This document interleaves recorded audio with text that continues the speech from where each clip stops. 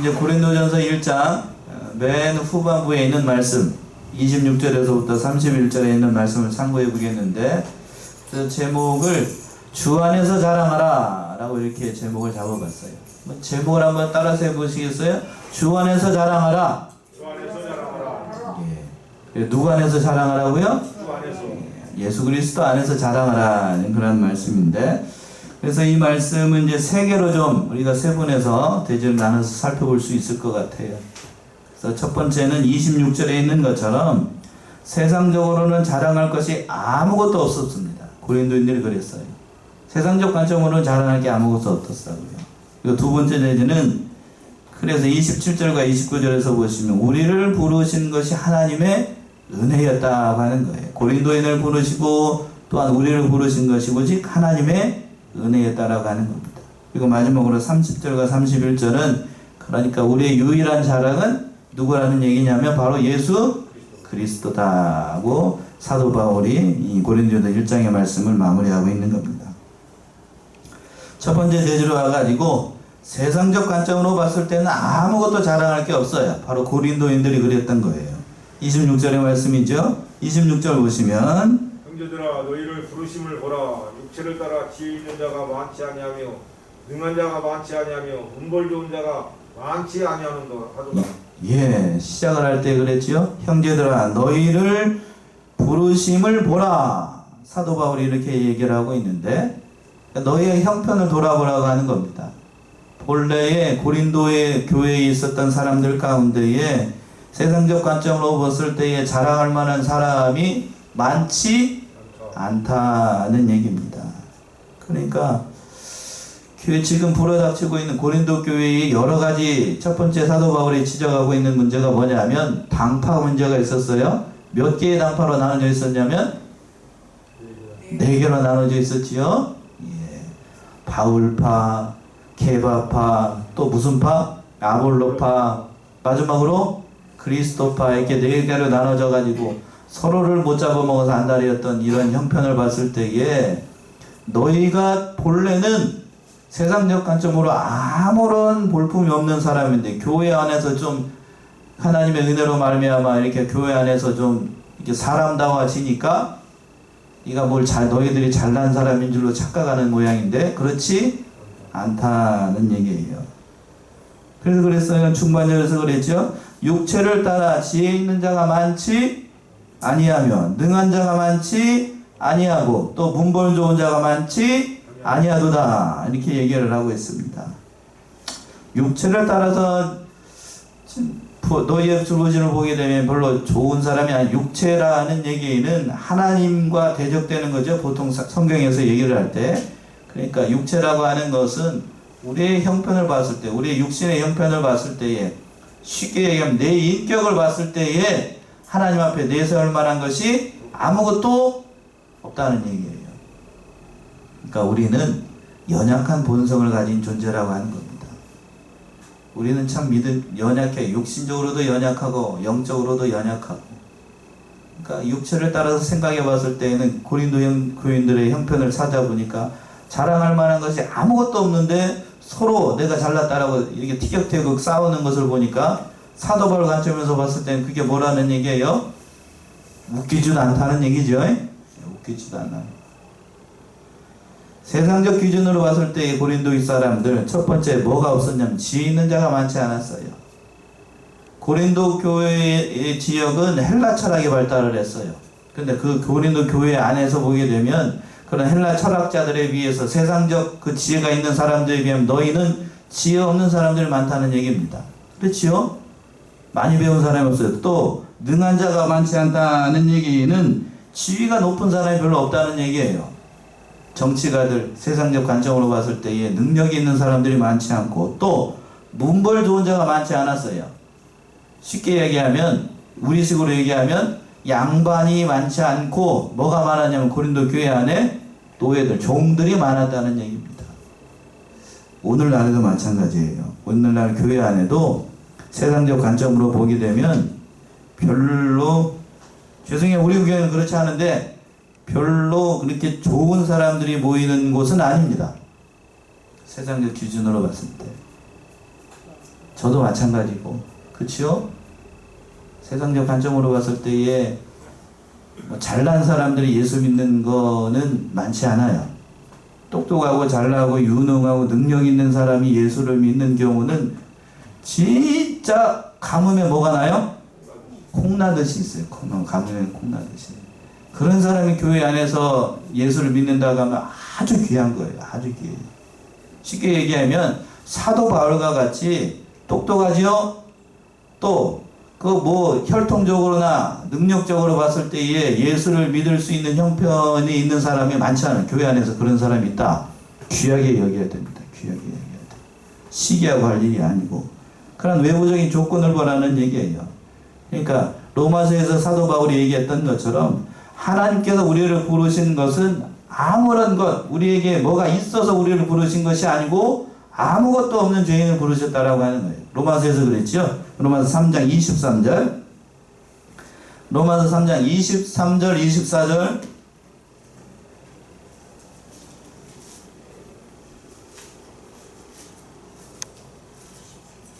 로마서 3장 23, 24. 모든 사람이 죄를 범하였음에 하나님의 영광에 이르지 못하더니 그리스도 예수 안에 있는 구속으로 말미암아 하나님의 은혜로 값없이 의롭다 하심을 얻은 자 되었느니라. 예, 그래서 그랬어요. 모든 사람이 뭐를 범했다고요? 죄를 범하여서 하나님의 영광에 이르지 못한. 본래 우리는 그렇다고요. 육신을 따라서 생각해 보기라면 우리는 본래 그런데 그리스도 예수 안에 있는 구속으로 말미암아 하나님의 은혜로 값없이 뭐를 얻었어요? 의롭다 하심을 얻었어요. 그러니까 우리가 법정적으로 의인이 되어가지고 하나님 안에서 영적으로 하나님과 교통하면서 살아가니까 우리가 본래부터 잘난 사람이 아니라는 얘기입니다. 그걸 착각하면 안 된다고요. 이걸 잃어버리면 안 돼. 이걸 잃어버리면 안 돼.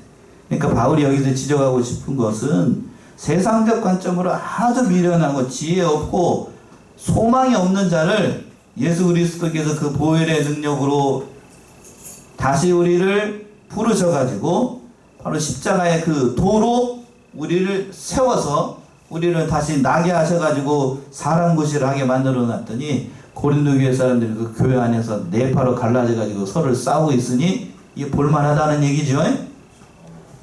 우리 속담에 그런 것이 있어요. 지나가다가 그 어느 예니까요.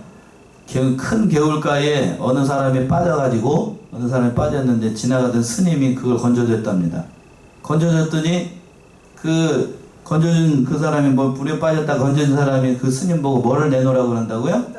보따리를 내놓으라고. 지금 그거하고 똑같은 거 아니에요? 또 살려낸 것만 해도 감사한 일인데 그 은혜를 잊어버리고 그 안에서 내가 잘났느니 네가 잘났느니 티격태격 싸우고 있으니 얼마나 사도 바울 입장에서 봤을 때에는 이렇게 표현해서 죄송하지만 얼마나 가소롭겠어요. 사도 바울이 그걸 얘기를 하고 있는 겁니다. 그걸 얘기를 하고. 오늘날에도 예수 믿는 사람들 가운데 지혜 있는 사람, 능력 있는 사람, 문벌 좋은 사람 서두에서도 언급한 것처럼 많지 않아요. 그러나 하나님의 능력은 그런 사람들을 통하여서 하나님의 일을 이루어 나가십니다. 그 뒤에 절에 다 나와요. 그래서 우리를 부르신 것은 하나님의 은혜였습니다. 그 말씀이 27절의 말씀이죠. 27절 한번 읽어보세요. 그러나 하나님께서 세상에 미련한 것들을 택하사 지혜 있는 자들을 부끄럽게 하려 하시고 세상에 약한 것들을 택하사 강한 것들을 부끄럽게 하려 하시며. 예. 그러나 27절 시작할 때 그 그러나에다 밑줄 한번 그죠. 그러나에다 동그라미 넣으시죠. 그러나 하나님께서 어떠한 자들을 택하시는가? 하나님께서 세상에 첫 번째 어떠한 사람들을 택하셔요? 미련한 사람. 미련한 사람을 택하셔가지고 그 미련한 사람을 통해서 지혜 있는 사람을 부끄럽게 만들기 위해서 하나님께서 미련한 사람을 택합니다. 그렇다라고 하면 여기서 우리가 한 가지 사실을 알 수 있죠. 여러분은 지혜 있는 사람이에요? 아니면 본래 미련한 사람인가요? 인정하시네요? 우리는 본래 미련한 사람이에요. 나는 지혜롭습니다. 이렇게 얘기하면 오늘 배우는 말씀을 잘못 이해하고 있는 거예요. 우리는 본래 미련한 사람이에요. 그러나 예수 그리스도의 능력으로 말미암아 어떤 사람이 되어져 가는 거냐면 지혜로운 사람으로 되어져 가는 거예요. 누구를 알기 때문에 그럴까요? 예수 그리스도를 그러니까 맞아요. 예수를 알기 때문에. 뒤에 가서는 하나님을 알기 때문에. 하나님을 알아가기 때문에 우리가 지혜로운 사람이 되는 거예요. 여기서 지혜롭다라는 사실은 세상적인 지혜가 아니지요. 세상적인 지혜가 아니에요. 본래 미련하다는 말도 그러면 세상적으로 미련하다는 얘기가 아니고 본래 누구를 몰랐기 때문에 미련하냐면 하나님을 모르니까 미련하지요. 그 미련한 사람을 예수를 통하여서 누구를 알아가게끔 하냐면 하나님을 알아가게끔 해요. 그러니까 우리는 지혜로운 사람이 되는 거예요. 이해되십니까? 이게 뭔 말인지? 사도 바울이 얘기하고 싶은 건 그거예요. 예수를 통해서 하나님을 알아가요. 그게 지혜라고. 세상적 관점으로 그 얘기를 하는 것이 아니고. 그래서 지혜 있는 자들을 부끄럽게 하게 하시려고 또 어떤 자를 택했냐면 세상에 약한 자들을 택했습니다. 약한 자를 택해가지고 스스로 강하다라고 생각하는 사람을 어떻게 하기 위해서? 부끄럽게 하기 위해서. 부끄럽게 하기 위해서. 목사님 강의에서 보니까 다윗의 예를 들었더군요. 다윗 세상적 관점으로 보게 되면 이세의 마지막 아들이 다윗이었죠. 본래의 다윗은 집에서도 모르겠어요. 저는 안 그런 것 같은데 저는 아들이 8이고 막내가 아들이라고 하면 얼마나 귀엽겠어요. 저는 혼자밖에 없어가지고 여덟 아들을 키워본 게 뭔 말인지는 잘 모르겠지만 그 많은 사람들을 어떻게 키웠는지 모르겠어요. 아무튼 뭐 그 얘기를 하자는 게 아니고 이세의 그 아버지를 입장에서 봤을 때 다윗은 있으나 마나였어요. 있으나 마나. 그러니까 뭐를 키웠냐면 양을 쳤어요. 양을. 형제 중에서 가장 그러니까 아버지가 봤을 때에도 다윗은 그렇게 눈여겨보지 않았습니다. 그런데 하나님께서는 그 중심을 보시고 다윗을 장차 양을 치던 목동에서 누구로 세우냐면 왕으로 세우시는 거예요. 오늘 본문의 말씀에서 읽는 것처럼 세상에 약한 것들 또 미련한 것들을 택해가지고 강하고 지혜로운 자들을 부끄럽게 하시려고 다윗과 같은 사람, 세상적 관점으로는 볼품없는 사람을 택해가지고 이 자리에 앉게 하시고 그리스도를 통하여서 하나님을 알게끔 하는 거예요.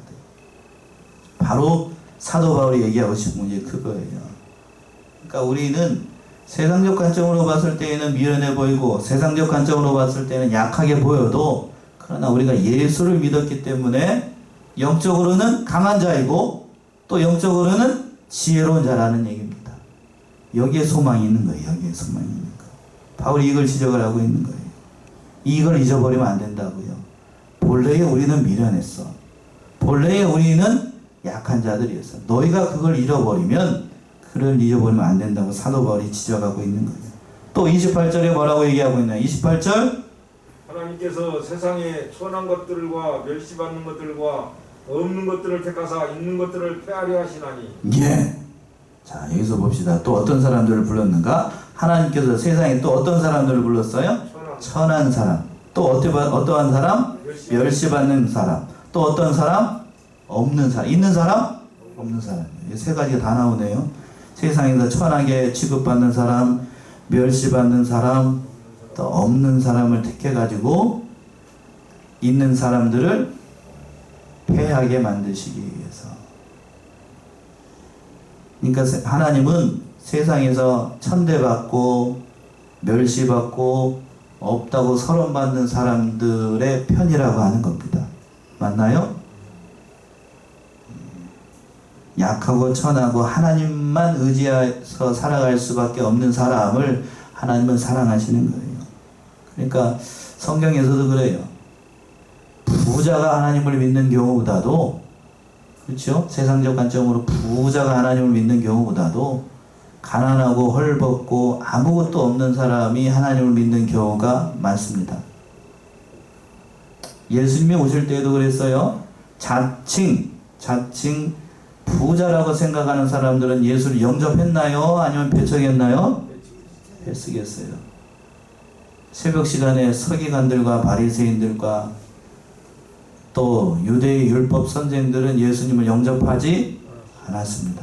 극히 소수만 예수님을 알아봤고, 그러나 세상에서 멸시받았던 사람들, 눈 멀은 사람, 앞을 못 보는 봉사들, 또 문둥병 걸린 사람, 말 못하는 사람, 세상 사람들로부터 멸시와 천대를 받았던 사람들이 누구를 영접하게 되냐면 예수를 영접해요. 인생 밑바닥에 떨어져 보니까 누구 없이는 살아갈 수 없다는 것을 깨닫게 되냐면 하나님 없이는 살 수 없다. 그걸 알게 돼요. 그러니까 죄송한 얘기인데 인생을 어디까지 가본 사람이 하나님을 만나게 되냐면 인생 막장까지 가봐야 바닥을 쳐봐야요. 바닥을 쳐봐야 바닥까지 내려가 보게 되면 인간이 아무것도 아니라는 사실도 깨닫게 되고 그리고 또 하나님밖에 없다는 사실을 깨닫게 되는 거예요. 바로 누가 인생 막장까지 가봤냐면 사도 바울이죠. 사도 바울. 진짜로 높은 사람이었어요. 신분이 고귀하고 지혜가 있고 그런 사람이 완전히 밑바닥, 인생 밑바닥까지 쿵 하고 내려가요. 그때 누구를 만나게 되죠? 예수를 만나게 돼요. 예수를. 그래서 인생이 역전이 되는 겁니다. 인생이 역전이 돼요. 이러한 것은 비단 사도 바울뿐만 아니라 성경에서 보게 되면 실제 이스라엘을 택할 때에도 하나님께서 이스라엘을 사랑하셨기 때문에 택했다라고 설명을 하고 있습니다. 이스라엘 민족을 선택한 것도 하나님의 은혜였어요. 이스라엘이 뭘 잘나서가 아니고. 한번 찾아봅시다. 신명기 7장이죠. 신명기 7장 7절에서부터 8절.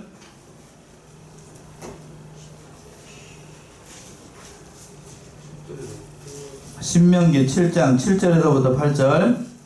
여호와께서 너희를 기뻐하시고 너희를 택하시면 너희가 다른 민족보다 수유가 많은 영부가 아니라 너희는 모든 민족 중에 가장 적으니라. 여호와께서 다만 너희를 사랑하심을 인하여 또는 너희 열조에게 하신 맹세를 지키려 하심을 인하여 자기의 권능의 손으로 너희를 인도하여 내시되 너희를 그 종되었던 집에서 애굽 왕 바로의 손에서 속량하셨나니. 예. 자 보세요. 이스라엘을 하나님께서 선택하신 이유가 뭐냐면 그 7절에서 그랬죠. 여호와께서 너희를 기뻐하시고 너희를 택하심은 너희가 다른 민족보다 뭐가 많은 영고 수요가 많은 영고가 아니라 너희는 모든 민족 중에서 가장 적기 때문에. 적다는 얘기는 볼품 없는 사람이기 때문에, 볼품 없는 민족이기 때문에, 아무것도 없는 민족이기 때문에 하나님께서 이스라엘을 선택을 하신 거고, 또 중요한 사실, 그 8절에 있는 것처럼 하나님께서 여호와께서 다만 너희를 어떻게 하신 걸로 사랑하시기 때문에. 없으니까요. 아무것도 없는 자이니까 하나님께서 사랑하신 거예요. 그러니까 인간의 사랑하고는 좀 다르지요. 인간의 사랑하고는 달라요. 부모의 마음인 것 같아요. 이게 부모의 마음. 저는 많은 아이들을 키워보지는 않아서 잘 모르겠지만 저희 부모님도 그런 것 같아요. 옆에 있는 아들도 물론 중요하지만 옆에서 효도하는 아들도 물론 이 부모님의 마음에 중요한 아들로 여겨지겠지만 중요한 건 뭐냐면 객지에 나가서 고생하는 아들, 딸들을 더 많이 생각합니다. 맞나요? 예. 집에서 따뜻한 밥 먹고 이 효도하는 아들은 눈에 잘 안 들어와요. 그러나 객지에서 고생하고 있는 사람들은 귀하게 여깁니다. 바로 이 말씀처럼 이스라엘 민족이 그랬어요. 이스라엘 민족이 수도 적으면서 아무것도 없는 민족을 하나님께서 생각하셔가지고 사랑하셔가지고 이들을 택한 겁니다. 하나님의 은혜가 남달랐던 거예요. 바로 이스라엘을 통해서 하나님의 사랑을 나타나신 거고, 또한 저와 여러분을 통해서 하나님의 어떠한 분이신가를 나타내 보이고 있다라고 하는 얘기입니다. 그래서 이렇게 택하신 이유가 뭔가?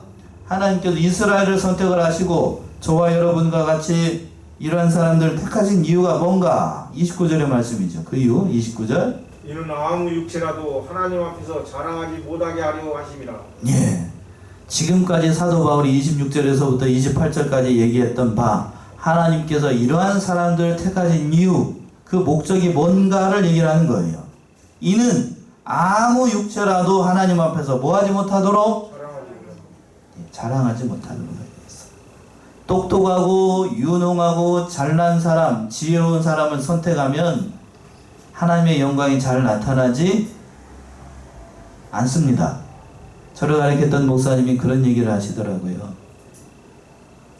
죄송한 얘기인데 이렇게 얘기해서 죄송하지만 요새 말로 스카이 나온 사람, 한국에서 스카이 어느 대학교를 얘기를 하는 거죠? 서울대. 그 다음에 또 고대 연대죠. 스카이. 서울대 연대 고대. 서울대 고대 연대. 대한민국에서 그 좋은 학교로도 여기 요즘에는 다른 학교들도 있습니다만 그 스카이 나온 사람들이 신학을 하는 사람들이 많을 것 같아요. 아니면 일반적으로 평범하게 대학을 나오거나 아니면 고등학교 나온 사람 아니면 제대로 못 배운 사람이 신학을 하는 사람이 많을 것 같아요. 어느 쪽일 것 같아요? 전자일 것 같아요? 후자일 것 같아요? 후자입니다. 후자인 경우가 많아요.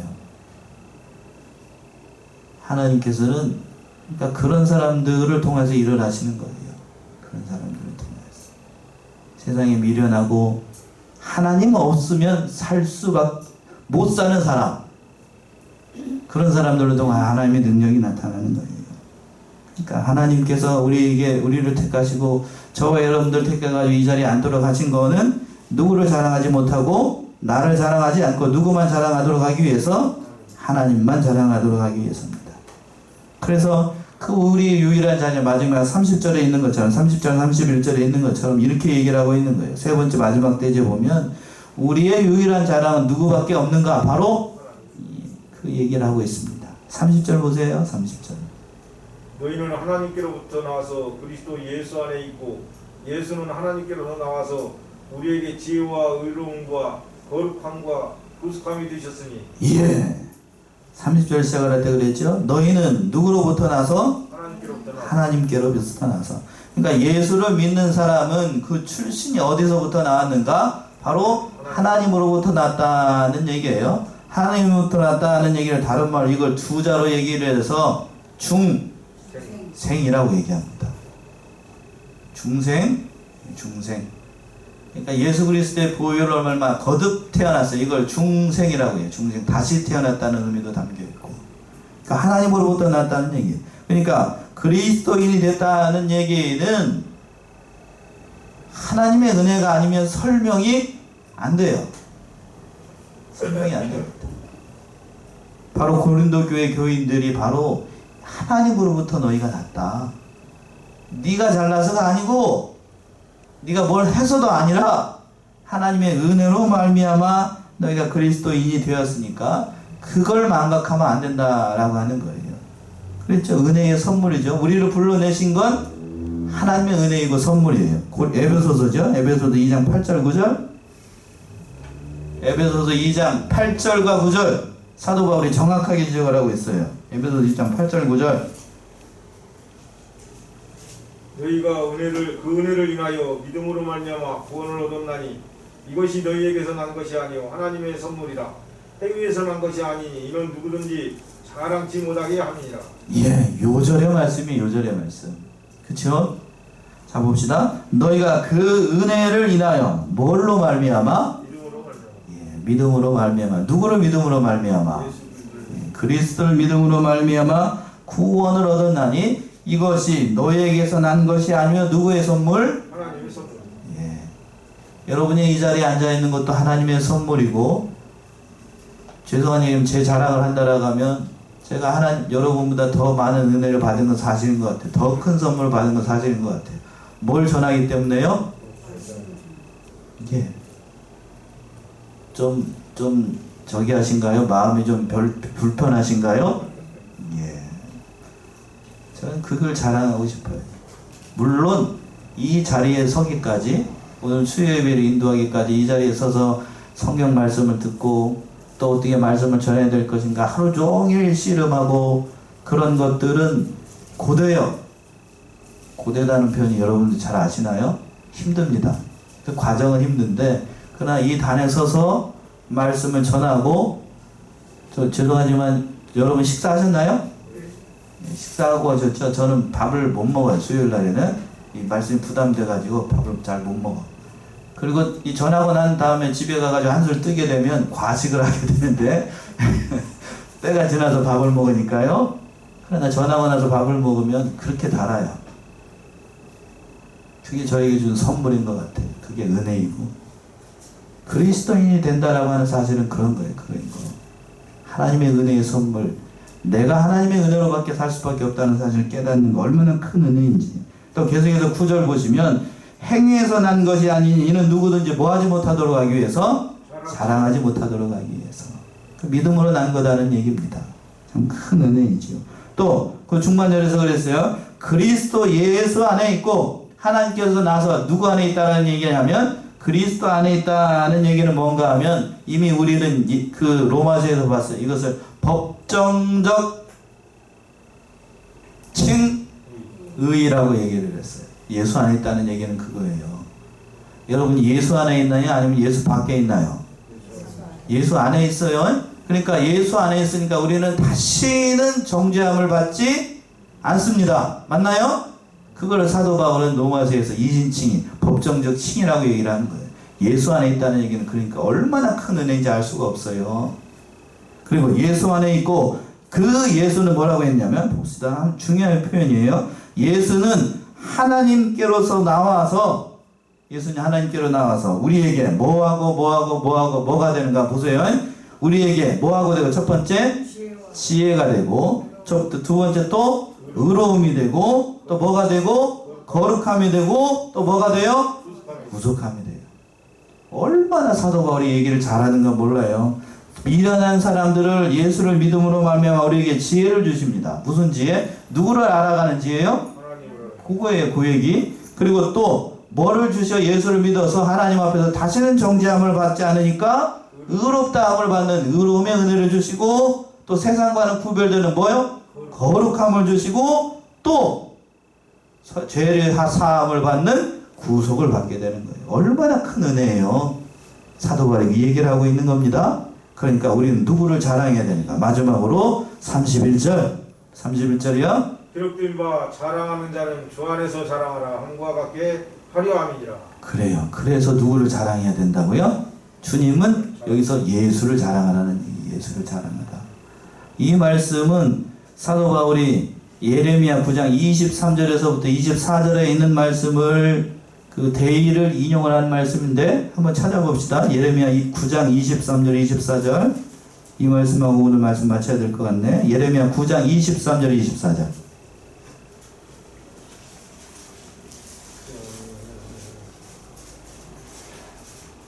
예레미야 9장 23절 24 여호와께서 이같이 말씀하시되 지혜로운 자는 그 지혜를 자랑치 말라. 용사는 그 용명을 자랑치 말라. 부자는 그 부함을 자랑치 말라. 자랑하는 자는 이것으로 자랑할지니 곧 명철하여 나를 아는 것과 나 여호와는 인애와 공평과 정직을 땅에 해하는 자인 줄을 깨닫는 것이라. 나는 이 일을 기뻐하노라. 여호와의 말이니라. 예. 사도 바울이 예레미야 9장에 있는 이 말씀을 인용을 해서 한 말인데 잘 쫓아와 보세요. 23절 여호와께서 이같이 말씀하시되 지혜 있는 자는 뭐를 자랑하지 말래요? 지혜를 자랑. 하나님 앞에서 지혜 자랑하지 말라는 얘기고 또 두 번째 용사는 뭘 자랑하지 말고 용명을 자랑. 네가 아무리 용맹하고 똑똑해도 그건 아니라는 얘기입니다. 또 뭘 자랑하지 말 부자는 뭘 자랑하지 말고 부함을 자랑하지 말라. 세상적으로 아무리 구해도 하나님 앞에서는 아무것도 아니지요. 자랑하는 자는 이것으로 자랑할지니 뭘 자랑하는 얘기일까? 그러면 뭐를 자랑하라니까? 곧 명철하여 누구를 아는 것? 하나님을 아는 것. 나를 아는 것. 그걸 자랑하라는 얘기입니다. 이야 정말 대단한 말이죠. 하나님을 아는 걸 자랑하래요. 그러니까 예수를 통해서 하나님을 알아가는 거 얼마나 귀한 은혜인지 말로 표현할 수 없다는 얘기입니다. 사도 바울이 그 얘기를 하고 있는 거예요. 그래서 하나님이 어떠한 분이신 걸 알아가는가? 그 후반절에 있는 것처럼 나 여호와는 뭐를 베푸시고 인애와 공평과 정직을 땅에 행하는 자를 깨닫는 것이니라. 나는 이 일을 기뻐하노라. 여호와의 말이니라. 그러니까 이런 하나님을 알아가는 것. 그게 지혜라고 하는 얘기입니다. 사도 바울이 지금 고린도 교회에 있는 성도들한테 이 얘기를 하고 싶은 거예요. 그 예수를 자랑하라. 그 예수를 통해서 누구를 알아가는 것? 하나님을 알아가는 백성이 되었다는 것. 그걸 자랑하라지. 그것 말고 네가 똑똑하다. 네가 다른 사람보다 좀 잘났다. 네가 좀 다른 사람보다 명철하다, 부하다, 지혜롭다, 그걸 자랑해서는 안 된다는 얘기입니다. 여러분들이 이 자리에 앉아있는 것은 오직 누구의 은혜라고요? 하나님의 은혜였습니다. 사도 바울의 고린도전서 15장 10절에서 고백에 있던 것처럼 나의 나된 것은 누구의 은혜로라? 하나님의 은혜였다. 사도 바울이 그렇게 고백을 했어요. 나왔으니까 그거 찾아보고 말씀 마치죠. 고린도전서 15장 10절이지요. 고린도전서 15장 10절.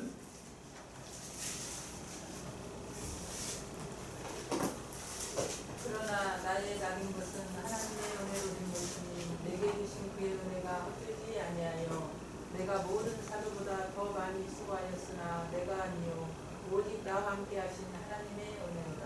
예, 사도 바울의 신앙 고백이에요. 박종호 장로님인가요? 박종호 씨 지금 장로님인지 뭔지 잘 모르겠어요. 거기에서 보게 되면 그분이 찬양을 한 게 있는데 하나님의 은혜라는 그 복음성가가 있어요. 여러분 한번 들어보셔요. 전에는 이렇게 뚱뚱했어요. 이렇게 뚱뚱했는데 지금은 완전히 그 암에 한번 걸렸다가 이렇게 낫고 난 다음에 완전히 새 사람 돼가지고 찬양을 하는데 그 이 찬양이 하나님의 은혜라는 찬양을 해요. 그래서 사도 바울의 고백을 담고 있는데 나의 나된 것은 오직 하나님이 아는 은혜. 사도 바울이 그 얘기를 하고 있는 겁니다. 그러니까 자랑하려고 하면 누구만 자랑해야 되고 예수만 자랑하고 그 예수를 통하여서 우리가 하나님의 사람을 깨달아 나아간다는 사실 얼마나 귀한 은혜인지 오늘 이 말씀 통해서 우리 자신을 돌아보고 오직 누구만 자랑하는 하나님만 자랑, 주님만 자랑하는 저와 여러분들이 다 되시기 바랍니다. 기도하겠습니다.